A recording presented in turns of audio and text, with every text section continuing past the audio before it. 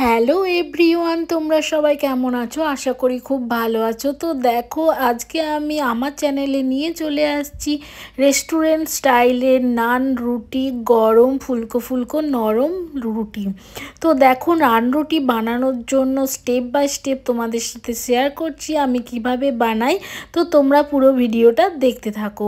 তো প্রথমে হালকা গরম জলে বড় চামচের 1 চামচ আমি ইস্ট নিয়ে ওটাকে অ্যাক্টিভেট হওয়ার জন্য আধ ঘন্টা ভিজিয়ে রাখলাম। এরপর দেখো, আমি 2 কাপ মতো ময়দা নিয়ে নিচ্ছি, তার সাথে স্বাদ মতো লবণ দিয়ে দিলাম। দেখো, গুঁড়ো দুধ মানে আমুল দুধ যেটাকে বলা হয় সেটা তোমাদেরকে এখানে দিতেই হবে।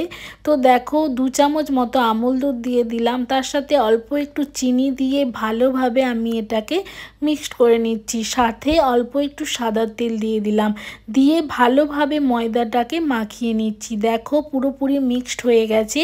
তারপর দেখো, ইস্টটা অ্যাক্টিভেট হয়ে গেছে। তো অ্যাক্টিভেট হওয়ার পর আমি এটাকে দেখো অল্প অল্প ওই ময়দাটার সাথে মিক্সড করে মাখিয়ে নিচ্ছি। দেখো, অল্প মাখিয়ে নেওয়ার পর পুরো ইস্টটা দিয়ে দিলাম, দিয়ে ভালোভাবে ওই ময়দাটাকে মাখিয়ে নিচ্ছি।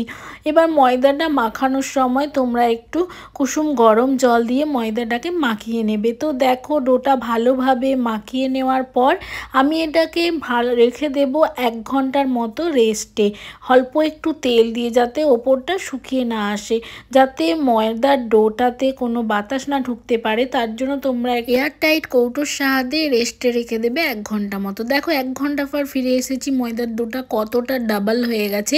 এরপর দেখো, যেরম রুটির লেচি কাটি সেরমভাবে আমরা একটু বড় করে কেটে নেব। যখন নান রুটিটা আমরা বেলবো, মাথায় রাখতে হবে রেগুলার রুটির থেকে একটু মোটা হবে। তো দেখো, এরপর আমি কড়াই বসিয়ে দিয়েছি, তার মধ্যে প্রথমে অল্প একটু ঘি দিয়েছিলাম।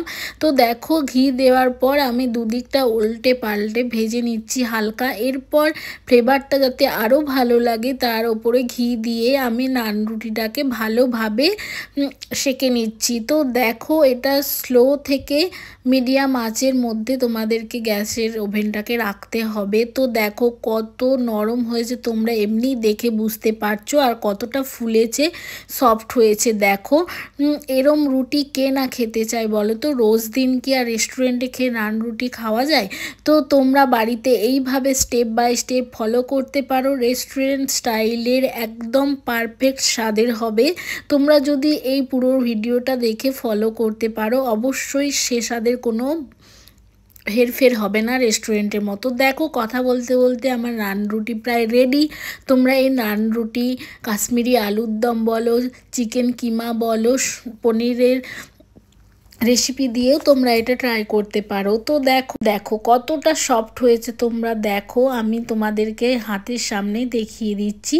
তো দেখো, তোমাদের যদি আজকের রেসিপিটা ভালো লাগে অবশ্যই তোমরা এই চ্যানেলটাকে সাবস্ক্রাইব করো আর আমার চ্যানেলের পাশে থেকো। তো দেখো, আজকে আমার নান রুটিটা ছিল চিকেন কিমা দিয়ে। যদি তোমরা চিকেন কিমা রেসিপি দেখতে চাও অবশ্যই আমাকে জানাবে, আমি অবশ্যই তোমাদের সাথে শেয়ার করব আমি কিভাবে বানাই। দেখা হবে পরবর্তী ভিডিওতে। Tata, bye bye.